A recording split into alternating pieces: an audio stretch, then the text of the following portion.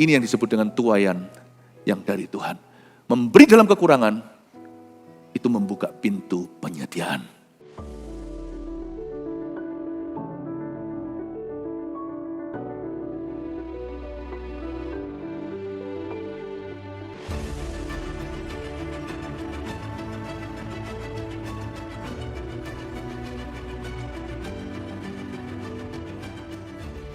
Ketika kami memujimu dengan sukacita, sebab Engkaulah sumber sukacita kami, sumber kekuatan kami, Allah yang memelihara. Terima kasih untuk perlindungan-Mu sepanjang minggu. Kami hari ini mau bersekutu lebih erat dengan-Mu bersama dengan saudara seiman. Kami berdoa agar ibadah ini diberkati dari awal hingga akhir, menjadi salah satu ya Tuhan Yesus, menjadi salah satu ya Tuhan pembangkit di dalam kehidupan kami. Biarkan kami hari ini ya Tuhan dilengkapi dengan pengetahuan yang benar, pewahyuan dari Roh Kudus. Sembunyikan hamba-Mu di balik salib Kristus ya Tuhan, untuk mengajarkan jalan-jalan Tuhan, untuk mengajarkan kebenaran yang tidak kenal generasi, tidak kenal waktu, tidak kenal zaman. Firman-Mu ya Tuhan akan tetap berdiri teguh sampai selama-lamanya.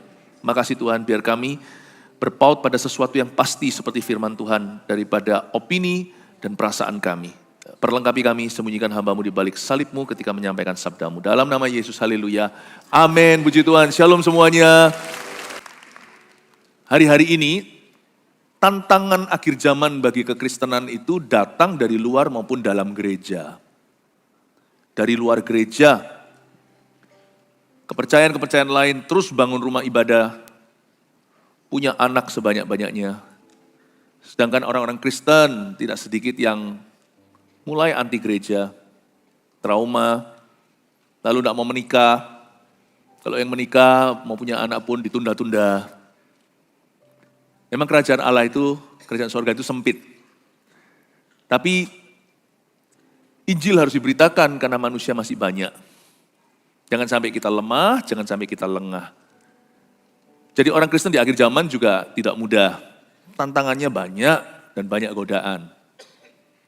Tahukah Anda bahwa komunitas LGBT itu menargetkan anak cucu kita? Bukan hanya bicara soal kepercayaan, keyakinan, agama. Lalu di kampus-kampus tertentu saya mendapatkan laporan dari orang tua. Kampus-kampus terkenal, itu di luarnya itu sudah ditungguin. Mereka mau kasih tutorial gratis untuk mereka yang pulang sekolah. Tutorial apa? Bukan matematika, tapi vaping. Karena kita harus sungguh-sungguh terus memberitakan Injil.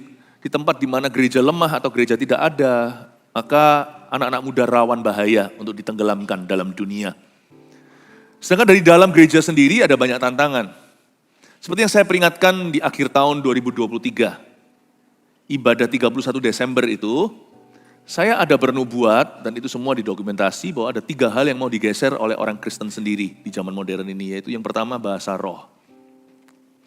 Jikalau ini terjadi, setan tahu bahwa orang-orang Kristen akan kering rohani, gereja-gereja akan mengalami spiritual dryness atau kematian rohani. Nah, maka akan mudah sekali orang-orang Kristen akan menjadi goyah. Selain itu yang kedua apa? Yang kedua adalah tentang kesembuhan ilahi, ini akan diserang terus, akan dijadikan kontroversi. Setan tahu, kalau ini berhasil, maka orang-orang Kristen akan lemah jasmani alias sakit-sakitan. Dan mereka tidak akan produktif hidupnya. Yang ketiga adalah persembahan persepuluhan. Dan setan tahu, kalau mental kemiskinan itu dibiarkan, orang itu cinta materi lebih dari Tuhan, dan tidak punya disiplin seperti orang olahraga, mereka juga tidak punya disiplin atas harta mereka, maka yang namanya orang-orang Kristen akan mengalami goncangan ekonomi. Akan mengalami kekurangan materi. Dan yang kayak begini itu mudah dibeli. Ini sudah terjadi banyak di mana demi beras dan nasi mereka akan pindah keyakinan. Kita harus berdoa Bapak Ibu Saudara ya. Supaya kita sebagai gereja Tuhan di akhir zaman ini, tugas kita belum kelar. Masih ada orang-orang berikutnya soalnya. Kalau kita mau egois sih, I'm happy already.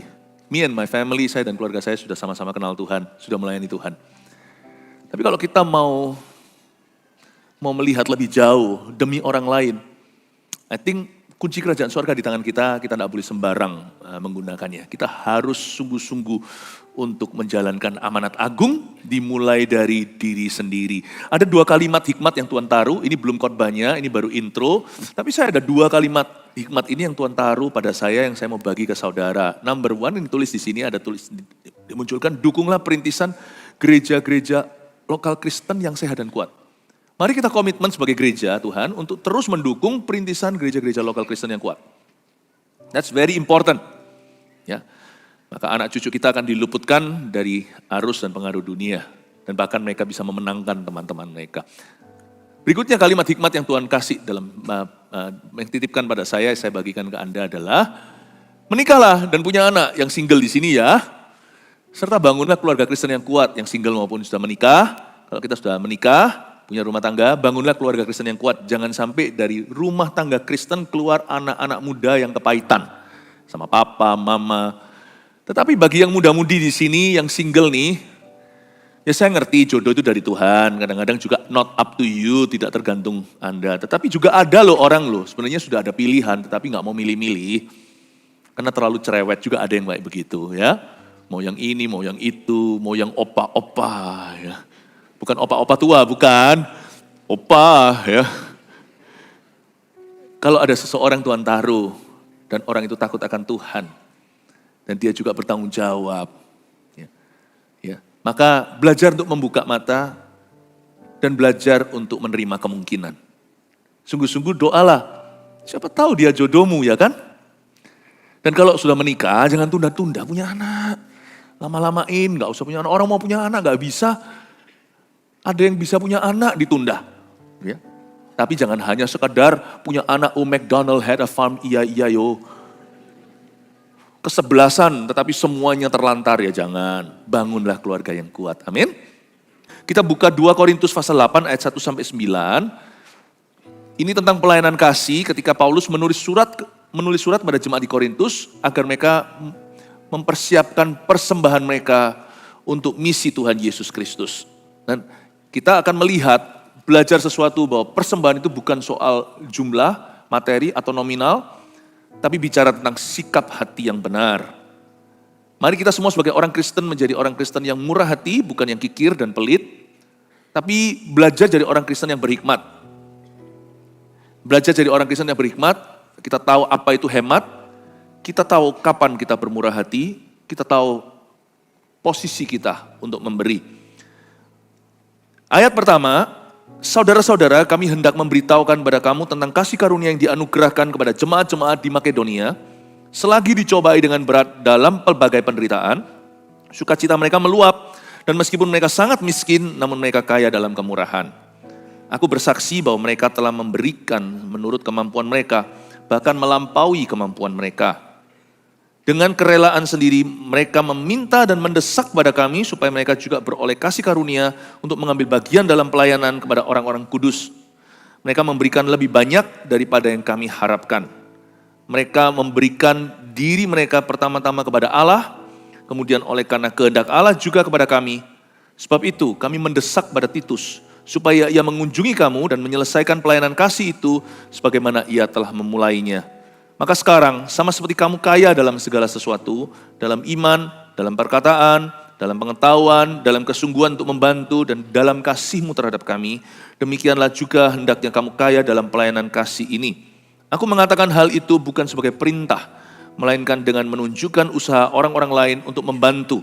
Aku mau menguji keikhlasan kasih kamu, karena kamu telah mengenal kasih karunia Tuhan kita Yesus Kristus, bahwa ia yang oleh karena kamu menjadi miskin, sekalipun ia kaya, supaya kamu menjadi kaya oleh karena kemiskinannya. Saya memberikan sebuah pengajaran seimbang tentang memberi atau giving. Dan ini adalah salah satu kebenaran Tuhan yang sangat profound, sangat penting, sangat fundamental dalam kehidupan orang percaya. Percuma jikalau kita itu kaya dalam iman, pengetahuan, dalam pelayanan, tapi orangnya pelit, orangnya itu kikir. Maka Tuhan bukan hanya Tuhan tidak dimuliakan, tapi iman orang itu tidak asli. Giving is bagian dari satu sifat Tuhan Yesus. Karena begitu besar kasih Allah yang memberikan. Allah Bapa pun demikian. Dan untuk menyampaikan firman ini tentunya datang dengan segala resiko untuk disalahpahami. Tetapi kalau saya tidak sampaikan, saya bukan gembala yang baik. Karena ketika Yeskel bernubuat ke arah 4 mata angin, dia tidak bernubuat ke 3 atau 2, hanya 1 arah angin. Segala sesuatu di hidupmu harus arahnya ke Yesus Kristus. Termasuk di dalam pekerjaan kita dan kehidupan keuangan kita. Apalagi bulan lalu kita baru saja menutup tema bulanan kita yang membahas tentang pemeliharaan Allah. Saya percaya giving itu mengandung kuasa. Tapi bukan dengan cara diiming-iming atau dengan PHP pengharapan palsu. Ibadah ke-1 tadi saya jelaskan bahwa tidak semua tuaian ketika kita menabur itu sifatnya materi. Dan bukan hanya kita bisa memberikan pada Tuhan uang untuk pekerjaannya, tetapi kita juga bisa memberikan waktu dan perhatian dan sebagainya. Makanya itu setiap ibadah hari ini 5 kali semuanya itu saling melengkapi. Kalau Anda dengar salah satu, tidak lengkap bentuk wajahmu, wajah Kristus pada kehidupan keuangan Anda atau pada kehidupan pekerjaan Anda. Mari kita pelajari apa kata Paulus di sini tentang giving. Saudara-saudara, kami hendak memberitahukan kepada kamu tentang kasih karunia yang dianugerahkan kepada jemaat-jemaat di Makedonia. Jemaat di Makedonia itu lagi mengalami krisis moneter. Terbukti di ayat 2 selagi dicobai dengan berat dalam berbagai penderitaan. Tapi sukacita mereka meluap. Meskipun mereka sangat miskin, namun mereka kaya dalam kemurahan. Secara iklim atau secara ekonomi, mereka mengalami goncangan yang sangat serius. Makedonia terdiri di dalamnya ada kota Filipi, Tesalonika. Tapi per family, per unit keluarga atau per individu juga mereka mengalami challenges atau mengalami tantangan secara ekonomi. Tapi di ayat 1 ada ayatnya begini. Saudara-saudara, kami hendak memberitahukan kepada kamu tentang kasih karunia yang dianugerahkan kepada jemaat-jemaat di Makedonia. Mereka memperoleh kasih karunia. Kasih karunia untuk memberi. Ini luar biasa, ini sesuatu yang sama sekali melawan hukum dunia atau hukum jasmani. Bukannya orang itu kalau lagi seret, dia justru harus pelit.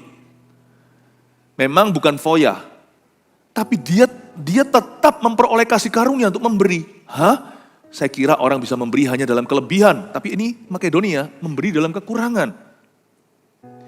Karena ada ayatnya, memberi itu ternyata adalah karisma.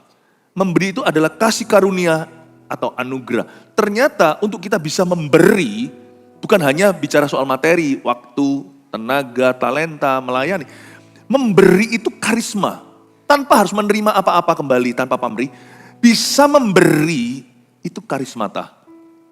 Bahasa Yunani kunonya, karis itu artinya kasih karunia. Ternyata kesempatan untuk kita bisa memberi itu adalah anugerah. Dan kalau kita bisa memenuhi sebuah kebutuhan dalam kerajaan sorga, itu kasih karunia. Itu artinya karisma. Karena jemaat-jemaat di Makedonia menerima menerima kasih karunia untuk terlibat dalam pekerjaan Tuhan. Coba lihat ya, bukti bahwa mereka memperoleh kasih karunia, memberi itu juga panggilan. Kita lihat ayat ketiga, aku bersaksi bahwa mereka telah memberikan menurut kemampuan mereka. Mereka bisa memberi menurut kemampuan mereka, itu selayaknya. Karena apa? Karena Tuhan tidak pernah minta sesuatu yang kita tidak punya. Kalau saya mengajar seperti ini, don't worry. I'm not asking for anyone's money. Saya tidak minta, kami tidak minta uang siapa-siapa, jadi jangan alergi. Setahun sekali saya mesti ngajar soal keuangan, karena itu juga bagian pemuritan Tuhan dalam kehidupan kita. Tapi waktu saya ajarkan ini, saya harap ini bisa diinterpretasi menjadi sifat dalam diri kita. Nanti salah satu poin kebaktian berikut-berikutnya, saya kasih sedikit preview. Saya akan tunjukkan bahwa memberi itu bukan di saat momen tertentu. Memberi itu harus menjadi gaya hidup kita. Tanya pada diri sendiri, apakah kita ini Kristen berkasih karunia atau kita itu Kristen yang begini? Apa-apa dipegang erat, Tuhan tidak bisa alirkan lagi. Atau kita hanyalah Kristen yang Tuhan lalui. Ya, melalui kita. Kita hanyalah channel atau kita hanyalah saluran. Aku bersaksi bahwa mereka telah memberikan menurut kemampuan mereka. That's alright. Bahkan melampaui kemampuan mereka. Mereka itu memperoleh kasih karunia dan mereka bisa memberi sacrificially atau mereka bukan hanya sampai di titik murah hati, mereka itu belajar berkorban bagi Tuhan. Dengan kerelaan sendiri, mereka meminta, coba ya, dengan kerelaan mereka. Dengan kerelaan sendiri, mereka meminta dan mendesak kepada kami, mereka yang merengek-rengek. Supaya mereka juga beroleh kasih karunia untuk mengambil bagian dalam pelayanan kepada orang-orang kudus. Jadi Paulus sedang mengumpulkan, Titus diutus. Ya, ini sebenarnya mereka lagi mempersiapkan persembahan yang akan mereka kirim ke Yerusalem nanti. Yerusalem sedang di dalam masa-masa drought atau masa-masa mereka mengalami famine atau mengalami kelaparan zaman itu. Sedangkan Makedonia juga nggak bagus. Tapi terjadi suatu anugerah, terjadi sorga terbuka, tapi dimulai dari hati yang sepakat dengan Tuhan. Hati yang bersatu dengan firman. Orang-orang Makedonia itu minta, mereka ngantri, mereka nginden.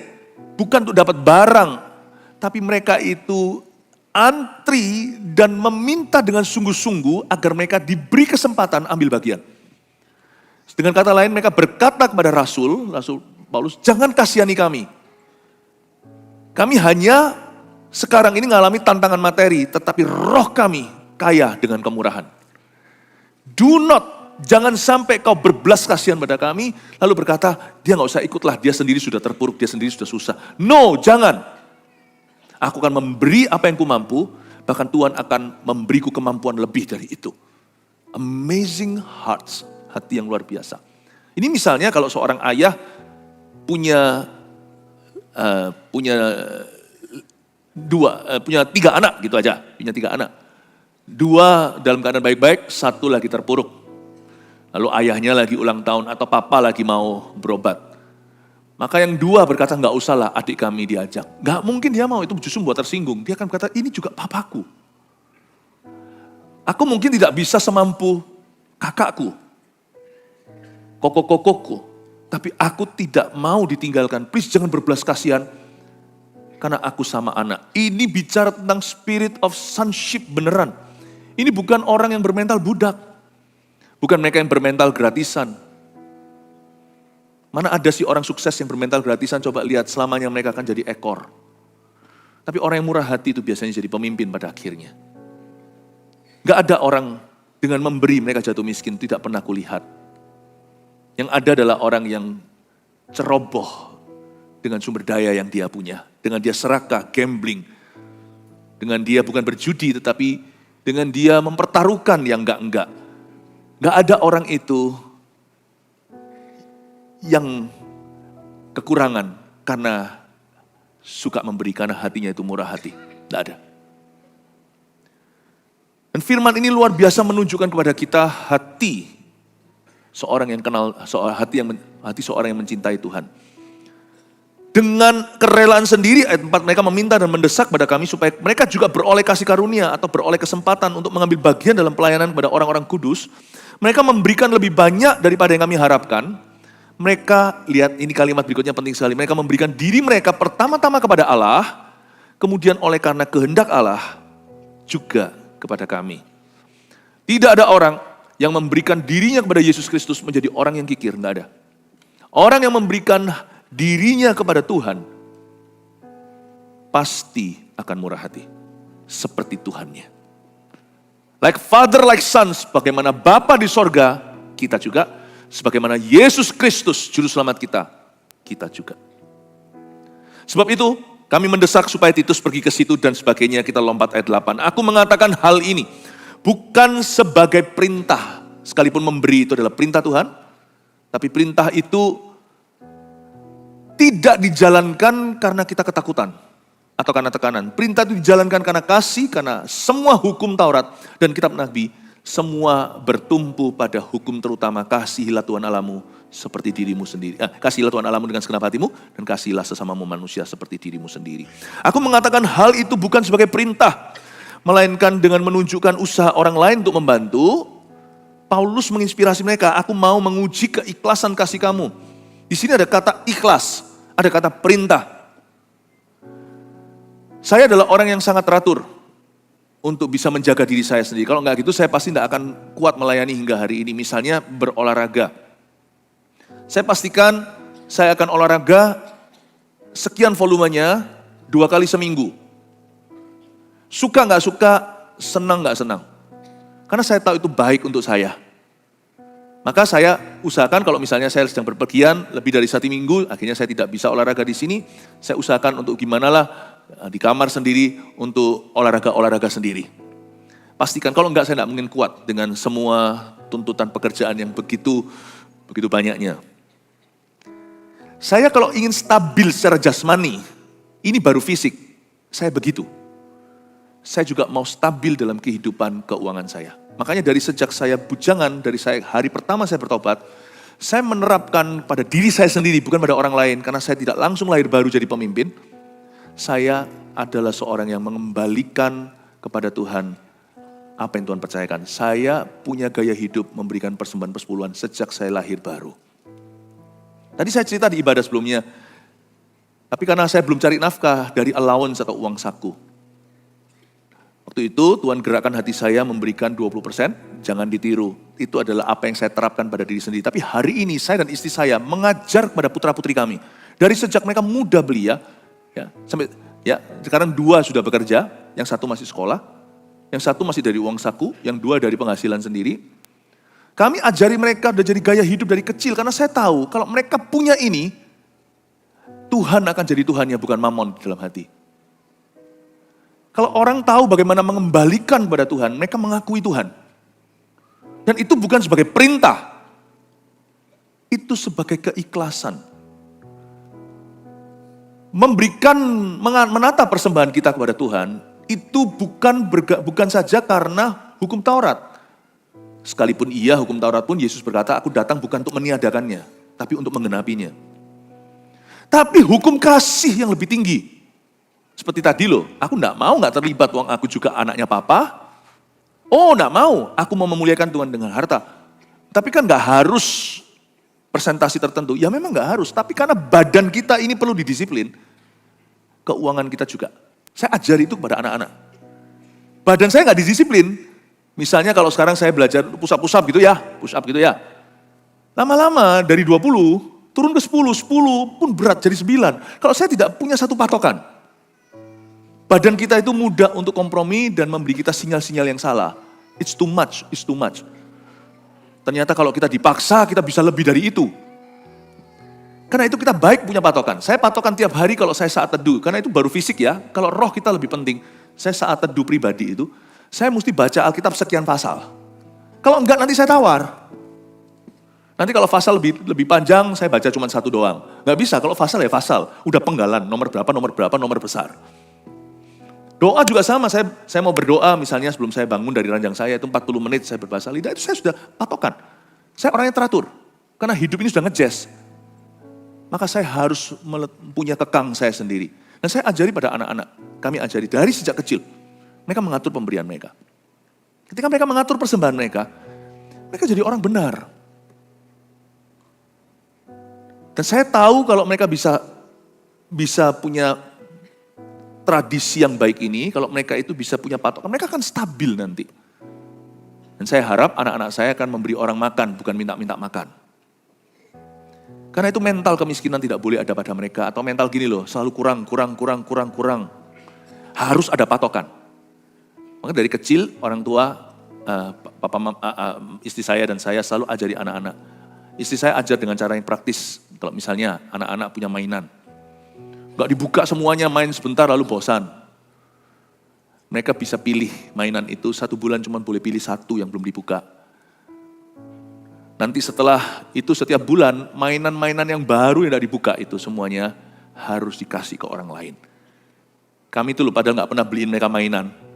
Ada aja orang-orang yang kasih padahal kami gak pernah minta. Tapi anak-anak saya tahu apa artinya being content. Pertama nangis waktu kecil, mama gak fair.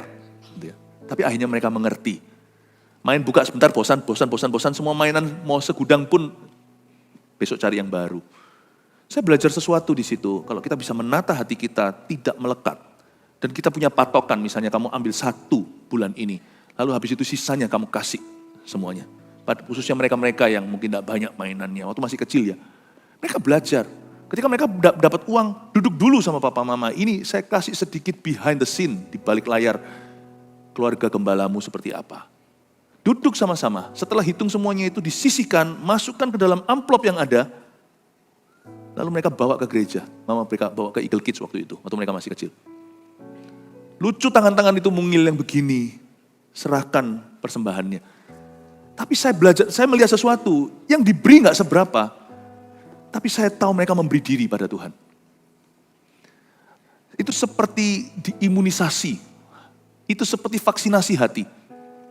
Saya tahu waktu saya melihat begitu, mereka bisa menjadi orang yang benar. Ketika hati mereka ikhlas, dan mereka bukan melihat itu sebagai perintah. Perintah itu hanya dilihat dari sisi patokan saja, supaya disiplin saudara, supaya stabil. Tapi hati yang memberikan itu ikhlas. Ikhlas itu berarti sukacita, happy saat memberi, happy sesudah. Itu kasih karunia. Saya tidak suruh anak saya memberi 20%, 30%, enggak. Up to them. Tapi saya kasih mereka minimalnya, supaya mereka belajar untuk menghormati Tuhan.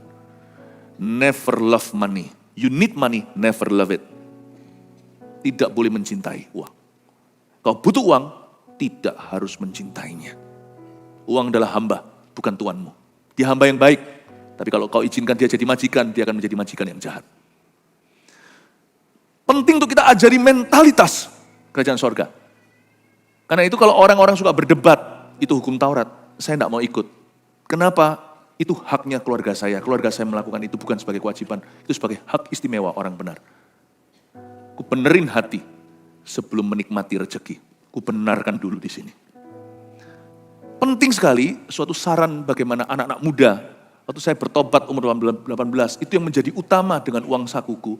Penting sekali juga untuk orang tua di sini mendidik anak-anaknya yang masih kecil atau anak-anaknya yang sudah besar. Nggak pernah terlambat untuk mendidik anak.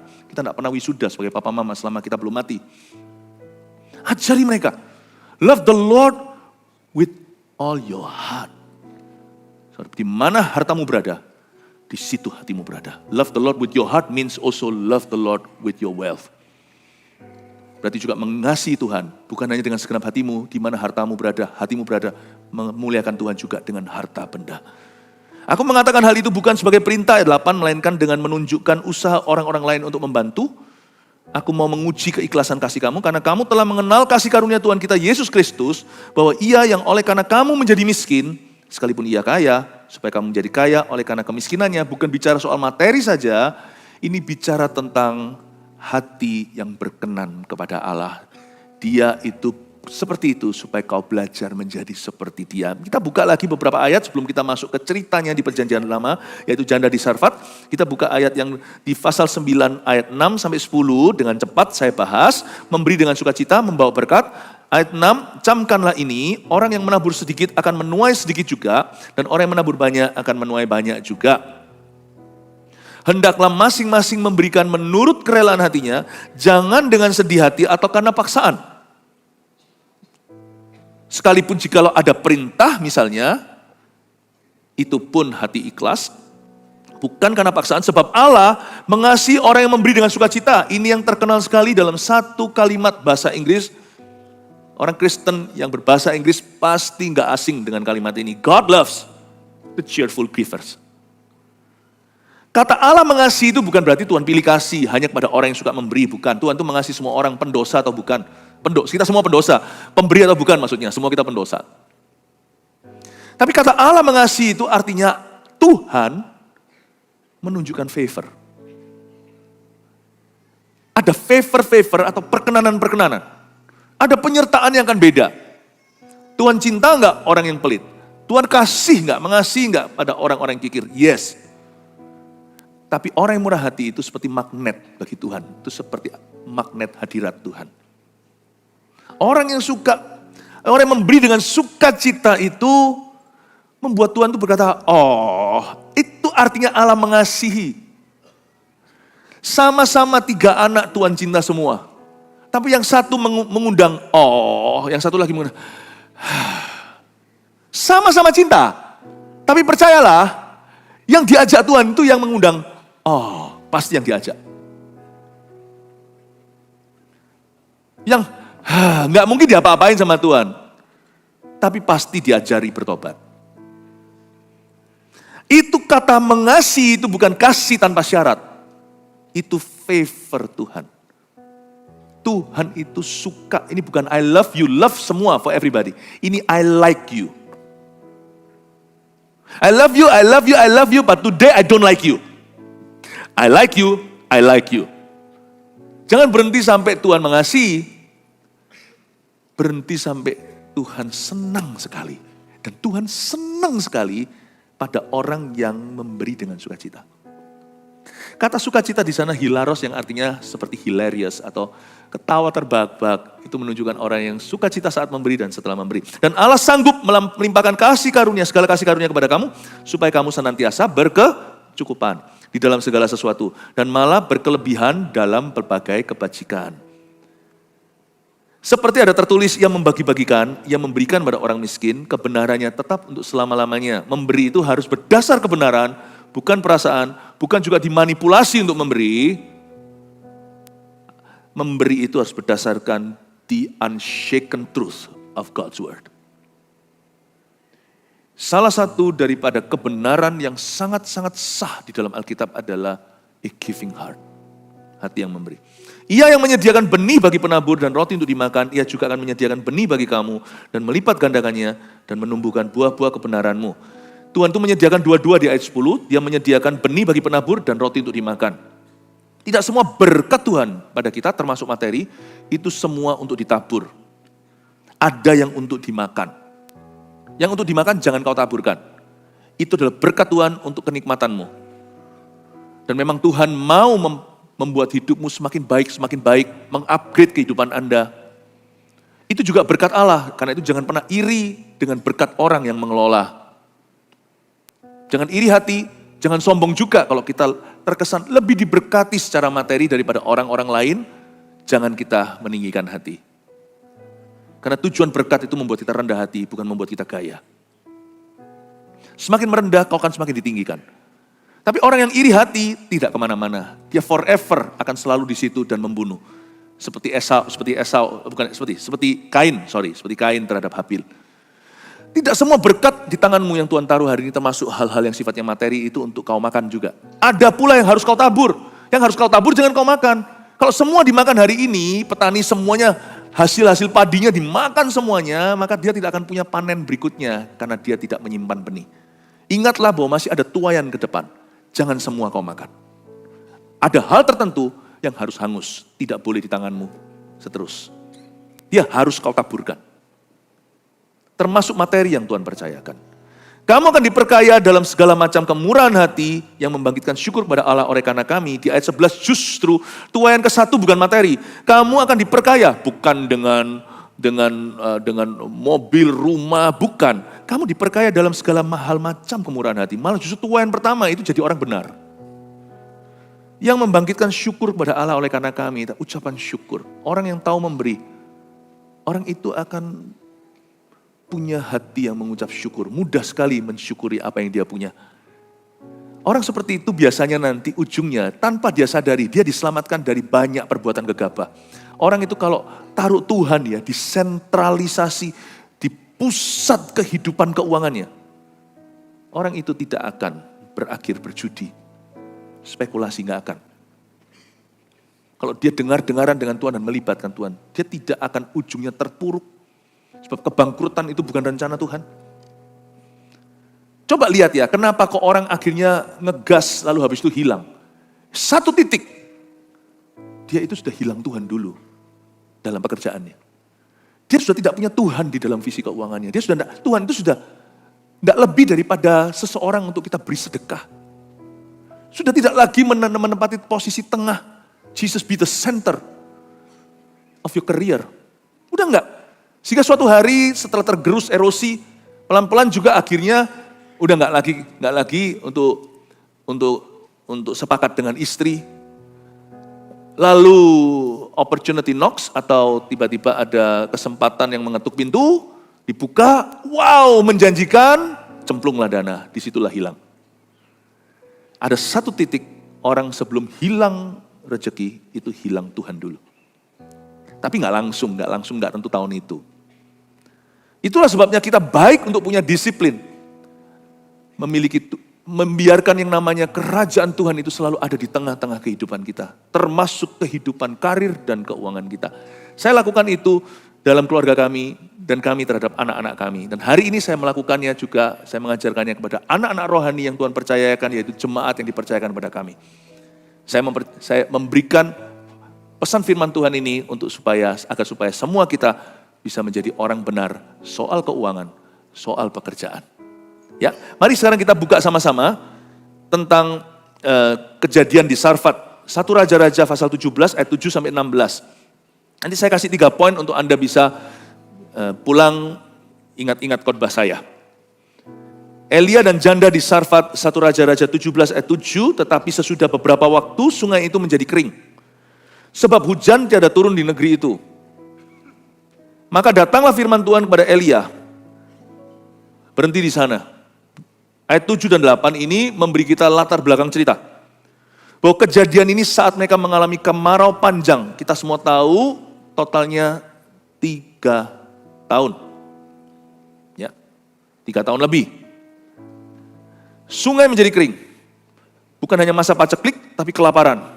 Mana-mana terjadi kematian. Bukan hanya lesu ekonomi. Jadi kita melihat dalam situasi yang bleak, bahasa Inggrisnya, situasi yang sangat pucat ini. Setiap orang tidak bisa berpikir untuk berkembang, mereka hanya bisa berpikir untuk bertahan. Maka datanglah firman Tuhan. Hidupku bukan karena dunia sekelilingku, hidupku karena firman Allah. Tahukah Tuhan itu berfirman, itulah sumber kuasa. Maka berdatanglah firman Tuhan kepada Elia, bersiaplah pergi ke Sarfat, ayat 9. Yang termasuk wilayah Sidon. Dan diamlah di sana. Ketahuilah, aku telah memerintahkan seorang janda untuk memberi engkau makan. Kita sekarang mulai masuk satu tokoh lain, yaitu seorang janda di Sarfat. Elia disuruh pergi ke kota Sarfat dan disuruh tinggal di situ dan diberi kepastian bahwa Tuhan telah memerintahkan seorang janda untuk memberi dia makan. Jangan lupa, Elia nggak butuh janda ini, karena Elia barusan mengalami mujizat lebih tinggi. Gagak membawa daging dan roti. Dan di sungai Kerit itu Tuhan pelihara air minumnya. Dia bisa minum dari sungai itu, gagak itu bawa daging dan bawa roti langsung ke Elia. Tuhan itu bisa memakai berbagai macam cara untuk memelihara kita. Dan Tuhan juga bisa pakai berbagai jenis pemberi. Tetapi ingatlah bahwa setiap pemberian, setiap pemberi-pemberi yang ditunjuk oleh Tuhan, orang itu menerima karisma, menerima kasih karunia dari Allah. Itu panggilan. Saya percaya gagak-gagak itu pasti kalau tahu begini dia pasti marah sama janda Sarfat. Hokiku diambil orang. Aku tadi dari semua gagak ini yang tidak terpilih, orang-orang lebih suka Raja Wali. Mereka sehingga ada cerita beberapa ekor gagak pernah mulia. Dipilih sama Tuhan untuk menjadi pemberi dan memberi makan seorang nabi besar di Israel. Andai kata gagak bisa bicara, dia pasti ngomel. Aduh, bukankah ada ayatnya? Paulus pernah berkata begini, bahwa Yesus berkata, terlebih diberkati memberi daripada menerima. Orang yang menerima karisma itu tahu bahwa, oh aku kok diambil kesempatannya dari saya. Tapi orang-orang Makedonia kan lagi susah. Jangan Rasul Paulus, utus Titus. Kami mau ambil bagian, please don't take this privilege from us. Jangan ambil hak istimewa ini dari kami. Kalau orang dunia kalau disuruh berikan terpaksa, kan grundel kan rasanya kalau enggak kepepet, kalau enggak ditekan. Tapi bukan begitu dengan umat Tuhan. Umat Tuhan itu lain. Mereka hidup dengan hukum yang berbeda.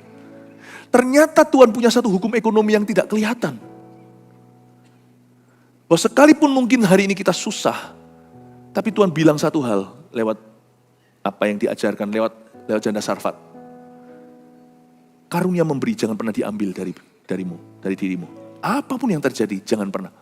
The last thing, you can take all my money, don't take my giving heart from me. Orang bisa mengambil apa yang saya miliki, uang saya dan sebagainya. Satu hal tidak boleh hilang dari hidupku, yaitu hati yang memberi. Selama itu akan ada penyertaan Tuhan kembali. Janda di Sarfat ini diperintahkan, Tuhan telah memerintahkan seorang janda untuk memberi Elia makan. Sesudah itu ia bersiap lalu pergi ke Sarfat. Setelah ia sampai ke pintu gerbang kota itu, tampaklah di sana seorang janda sedang mengumpulkan kayu api. Wow, banyak kebetulan di dalam cerita ini. Tapi semua kebetulan itu direncanakan oleh Allah. Ada seorang janda kebetulan mengumpulkan kayu pas Elia arrive atau pas dia tiba. Ia berseru kepada perempuan itu. Katanya, cobalah ambil bagiku sedikit air dalam kendi supaya aku minum. Elia minta air. Menurut saya Elia gak haus. Dia barusan aja minum kenyang-kenyang di sungai Kerit. Meskipun sungai itu sudah mulai kering, dia dapatkan tegukan terakhir. Tapi katanya, cobalah. Kata cobalah itu kan aneh. Tuhan tidak pernah mencobai siapa-siapa. Tetapi memberi itu ujian dari Allah. Allah menguji hati kita. Where is your heart? Di mana hatimu? Cobalah, beriku air. Air tidak masalah. Diambilkan air ketika perempuan itu pergi mengambilnya ayat 11. Elia berseru lagi. Mungkin kalau jadi wanita itu, kita mungkin berkata, kok banyak ya permintaannya. Cobalah ambil juga bagiku sepotong roti. Dibutuhkan iman untuk bisa menjadi seorang Elia. Apa kata dunia, kok Elia itu tega? Tapi Elia mengajarkan satu prinsip kerajaan Allah. Ini semua blessed to give dan to receive. Lebih diberkati memberi daripada menerima. Dia mengajarkan bahwa tuaian itu ada, meskipun tuaian tidak selalu senantiasa pertama-tama materi.